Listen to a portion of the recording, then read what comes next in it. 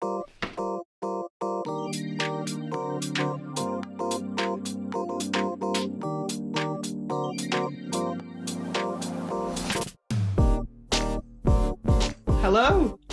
Hi, hey Josh. are you good? I am very well, thank you. How are you doing? I'm really, really good. I mean, before I start talking about you, and more so, I want to talk to you about your show because I saw it, it was amazing. But Aw. before I do that, I just, for people watching, please give a little introduction to you. Who are you and what do you do? Oh God, what kind of a question is that? Who am I? My name is Mandla, and I am a writer, performer, occasional curator, workshop facilitator, general creative type.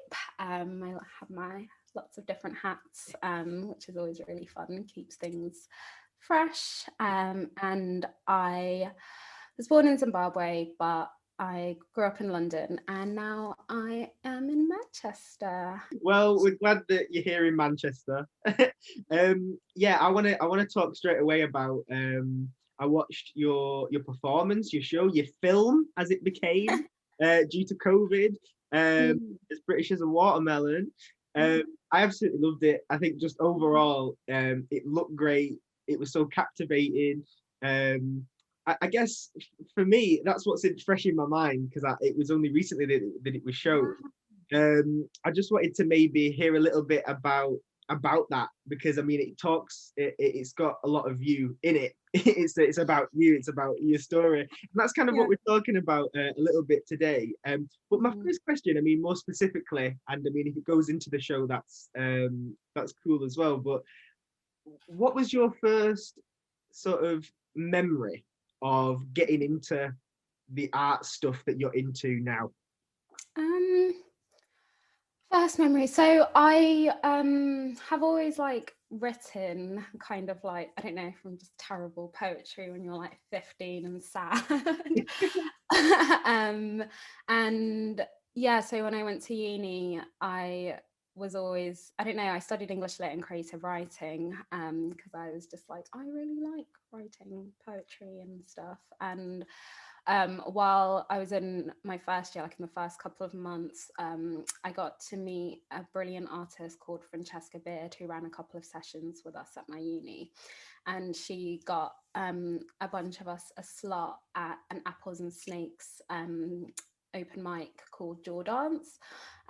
So yeah, my first live performance was at the Rich Mix in East London, and I don't know, yeah, I'd sort of like written this weird poem that was also, I don't know, it's kind of funny and kind of like, yeah, and just the reception I got from that, I was like, oh, maybe I'm not terrible at this. And yeah, so that was kind of how I caught the bug, and then I sort of like lingered around Apples and Snakes events and the offices as well. I was like intern there while I was a student. And yeah, so yeah, Apples and Snakes, poetry performances, and yeah, Francesca Beard was like really great in kind of like mentoring me in my first year, and I got to like support her in some workshops and stuff that she did. So Oh, yeah. cool. And what would you say? I mean, you said there like you got you went to the open mic and Mm. then you made yourself very visible in places, you know, just being there. Uh, Yeah.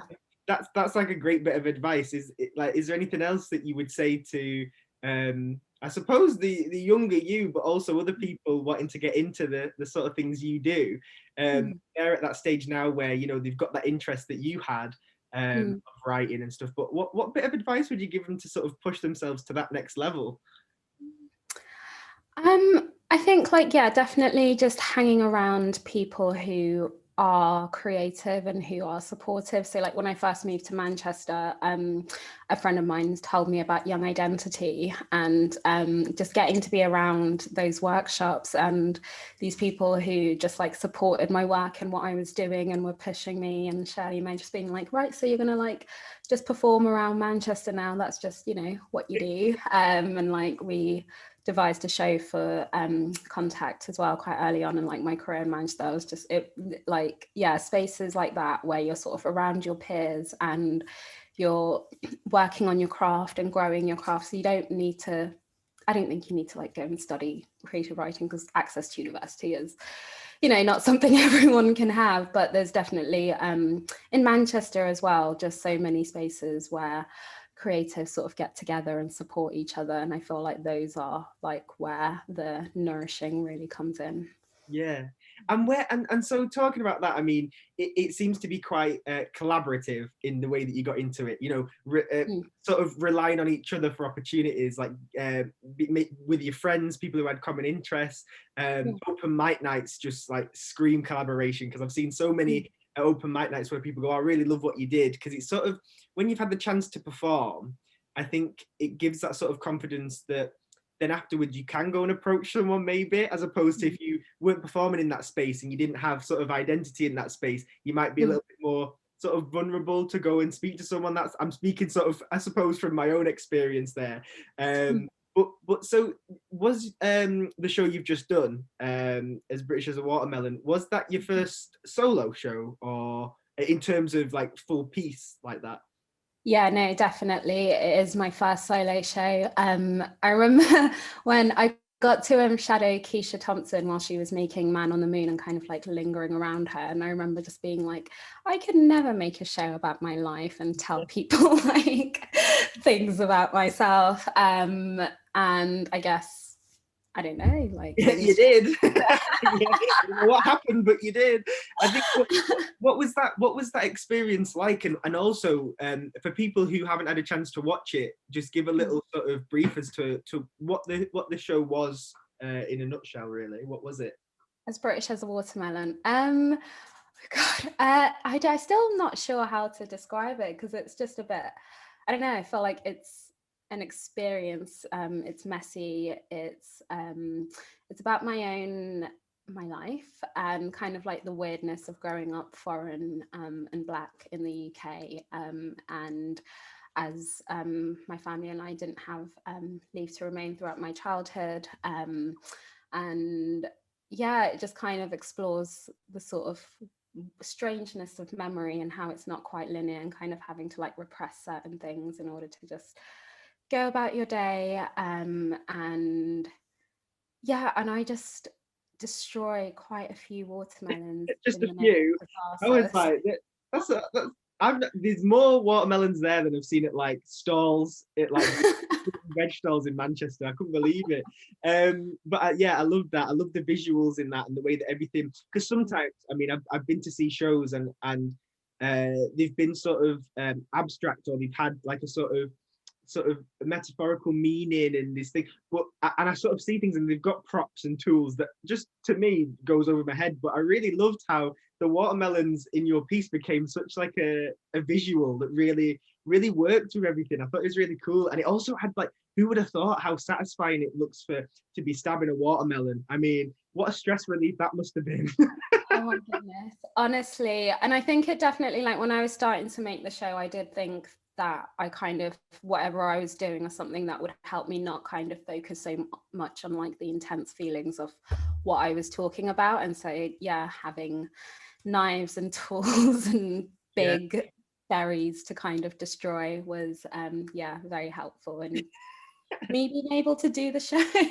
Yeah, you said before you were a facilitator as well, and I mean, with sort of some of the arts facilitation work I do, it's with young people, and it's sort of exploring art as a tool to express yourself and to make sense of you. And I think that sounds like similar to what you've done with this process, but also it gives me sort of faith that those processes work and show for interesting work that hopefully enlighten other people as well, and sort of share messages, stories, inform people.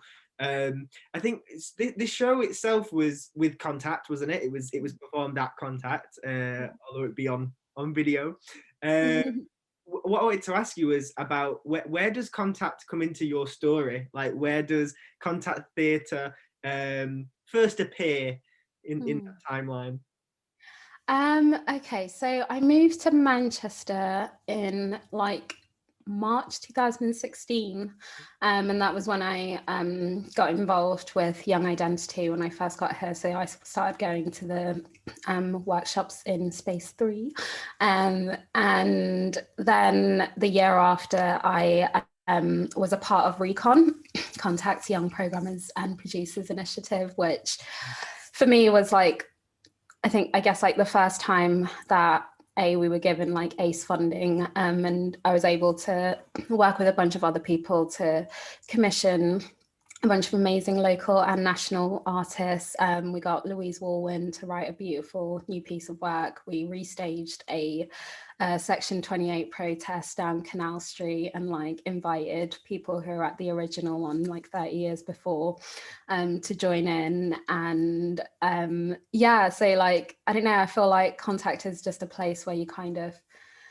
if you're a young person hanging around there, and I've seen it from like other young people, like my friend Nasima, my friend Nathaniel, Scarlett, like all these people have sort of been like hanging around Contact and now just like artists living living the dream, as they say. And so it definitely feels like, yeah, Contact just sort of like opens doors and just puts young people in a space where you're like, you can do this and we trust you to do this, so we're going to support you in doing that. And I think Recon definitely like led to me getting other facilitation and curating work afterwards. So yeah, like Contact is where I think my career really like began and took off. So yeah. And I suppose, I mean, you might not have anything else to compare it to, but my question that came into my mind was like, what does what does Contact do differently then to like equip these young people into sort of professionals in the industry? I guess, you can speak for your own story and what you've done as you just have. But what is there any like magic ingredients that you think works for Contact that sort of has helped that? Because what I see all the time is it propel young people into the industry, and like things that would take an artist years can be really catapulted by different things and different programs. What sort of comes to mind when I say that? Like what does Contact have that other places don't?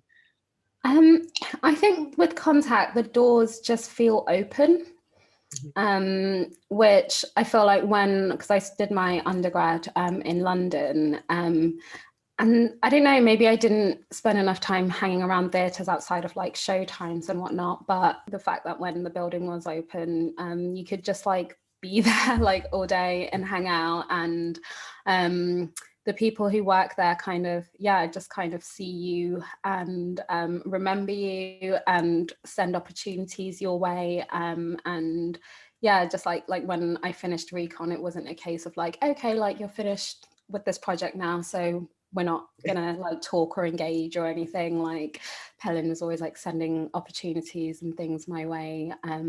Contact asked me to curate a spoken word night, Outspoken. Like it's so good to hear, and also for you in the sort of journey that continues into the work you're doing.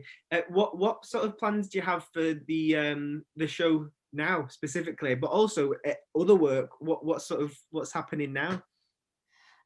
So we're hoping, so obviously we'd been planning to work towards finishing the live show, but then COVID was still a thing, and so we had to kind of rethink, and in that process we ended up with the film, which it's 28 minutes long, and obviously solo shows are usually a bit longer than that. But yeah, so we're hoping to be able to kind of like tour the film a little bit and then also work on finishing the live show.